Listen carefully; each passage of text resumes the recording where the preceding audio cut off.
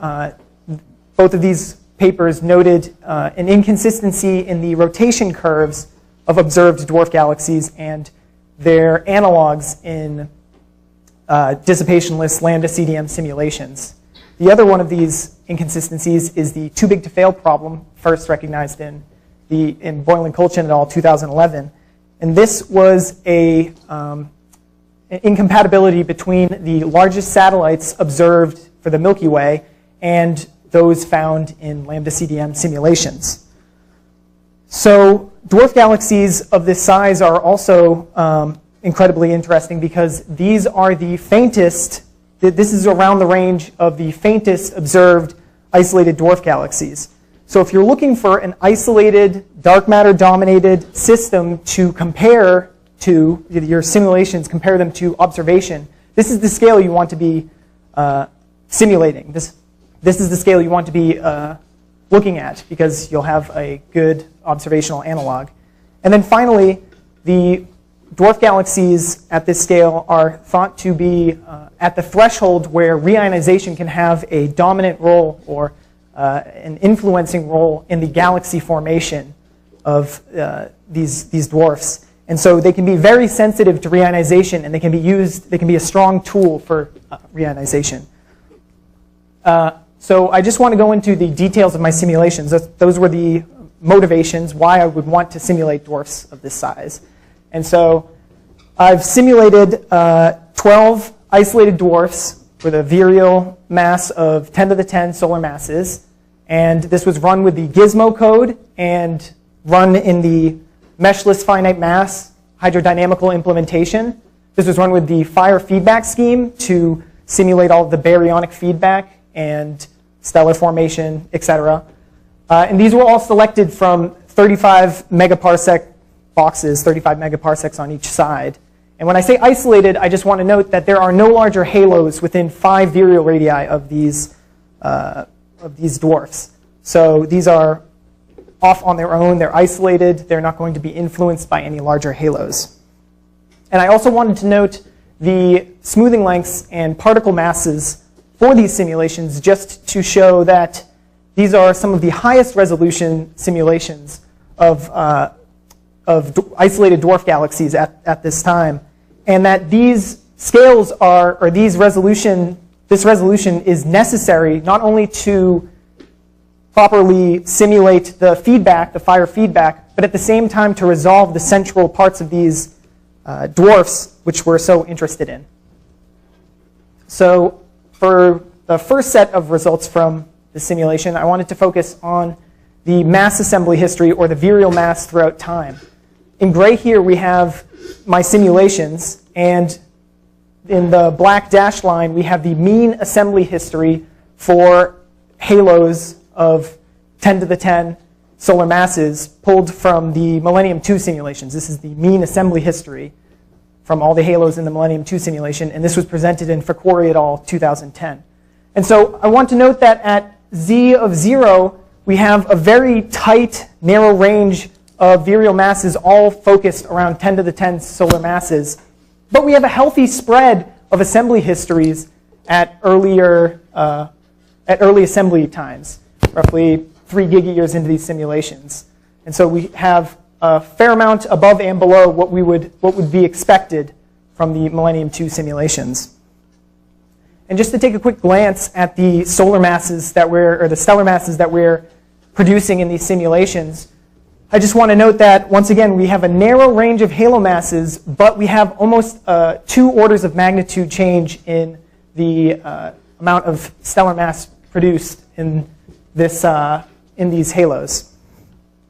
So if we combine those two, the mass assembly history and the stellar mass, here it's colored by the stellar mass at z of 0. We notice that there's not much of a strong correlation between the two at z of 0. But if we focus on earlier times, on these early assembly times, we notice that the halos that are assembling more mass earlier correspond to halos that are going to have more stars at z of 0. And to just underline this fact, I've looked at the maximum circular velocity through time. And this is a tracer of the central potential of these galaxies. We can see that, once again, this parameter, this property, is set at this early assembly time and remains constant for the most part throughout these simulations, albeit for a couple major mergers that some of my dwarfs experience. And we can notice that we have an increasing Vmax with increasing stellar mass, and that seems to hold for most of these simulations. Okay, so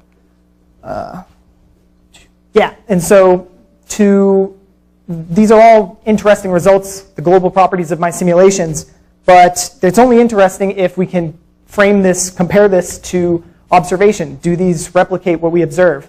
And so here, I've just got the half-light radius to the stellar mass, and in black are isolated dwarf galaxies, and in gray are satellite dwarf galaxies from Kirby et al. 2013, 2014, and in blue are my simulations. So we have a nice fit here to the data.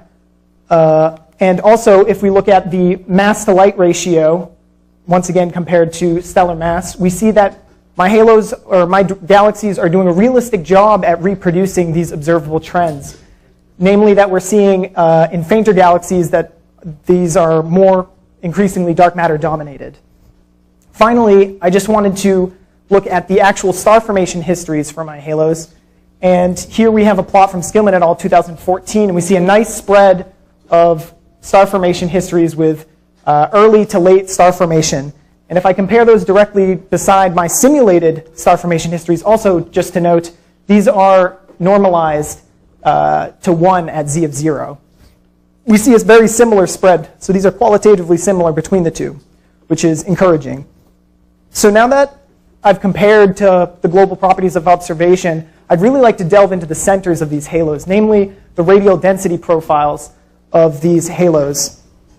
Specifically, if we look here in black, we have the hydrodynamical simulations. In the gray dashed line, we have the dark matter only simulations, the corresponding dark matter only simulations. And then in the black dotted line, we have the half-light radius. Now, I've also noted the stellar mass of these halos at the top here. And so I really want to stress that these all have roughly the same halo mass, and that we are not finding cores for halos below that are galaxies that have less than 10 to the 6 solar masses. And so this is a result that has been seen in the literature before, so this is encouraging. But once we get beyond this threshold, this 10 to the 6 solar masses, we see that increasing stellar mass corresponds with a decreasing central density, a greater reduction in that central density.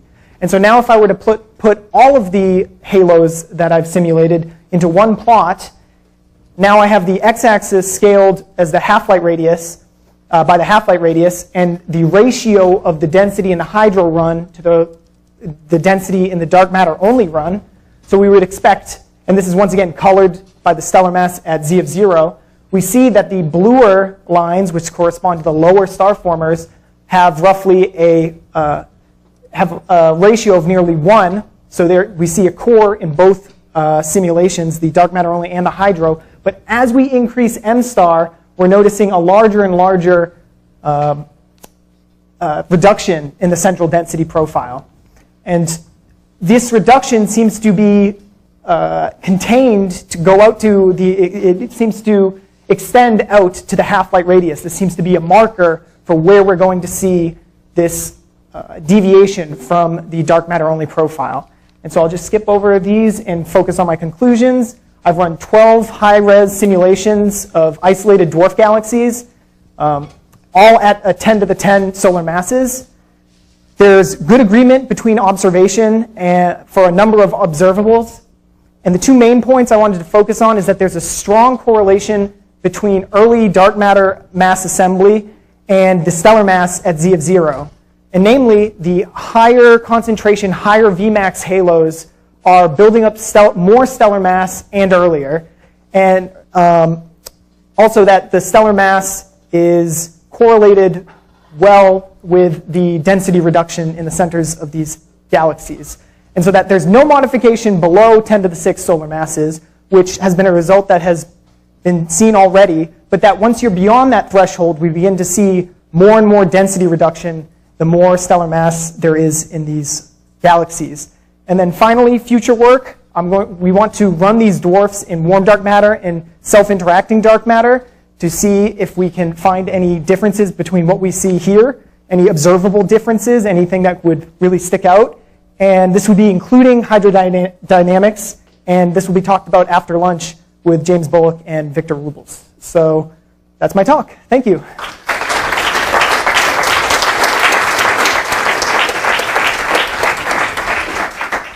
Question for Alex before we break? Andre?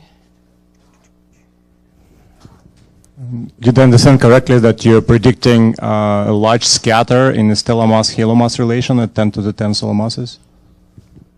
At 10 to the 10 solar masses, yes, we're predicting there's roughly 2 orders of magnitude in the spread at this fixed halo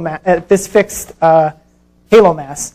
I'm not sure if it can really say much about the scatter for other halo masses, but at this very fixed halo mass, there seems to be quite a large scatter in stellar mass for this very particular halo mass. I'm not sure if I can comment on that further.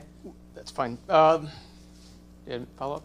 Well, it seems like previous simulations are showing pretty flat scattering at 4 kilometers mass, including fire simulations. I just wonder. Well, I mean, let's go back to. It's pretty consistent with previous fire simulations. It's about half a decade, 1 sigma, half a decade scatter. So if you plot this on stellar mass, solar mass doesn't look crazy compared to previous fire.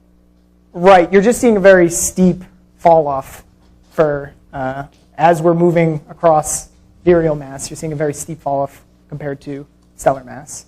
All right, Andrew, but keep it quick. Is that level of scatter consistent with the observations? I'm thinking in particular of Justin Reed's recent paper where it seems like it gets tighter and tighter as the observations are made better and better. Right, right. That is certainly something I haven't compared these two yet, and that would be something I'd have to do in the future. But very good point, very good point. All right, let's thank Alex again. You're looking for an isolated, dark matter-dominated system to compare to, your simulations, compare them to observation. This is the scale you want to be simulating. This is the scale you want to be looking at because you'll have a good observational analog. And then finally, the dwarf galaxies at this scale are thought to be dwarfs of this size. And so I've simulated 12 isolated dwarfs with a virial mass of 10 to the 10 solar masses. And this was run with the Gizmo code and run in the meshless finite mass hydrodynamical implementation. This was run with the fire feedback scheme to simulate all of the baryonic feedback. Both of these papers noted an inconsistency in the rotation curves of observed dwarf galaxies and their analogs in dissipationless lambda CDM simulations. The other one of these inconsistencies is the too big to fail problem, first recognized in Boylan-Kolchin et al. 2011. And this was an incompatibility between the largest satellites observed for the Milky Way and those found in lambda CDM simulations. So dwarf galaxies of this size are also incredibly interesting because these are the faintest, this is around the range of the faintest observed isolated dwarf galaxies. So if you're at the threshold where reionization can have a dominant role or an influencing role in the galaxy formation of these dwarfs. And so they can be very sensitive to reionization and they can be a strong tool for reionization. So I just want to go into the details of my simulations. Those were the motivations why I would want to simulate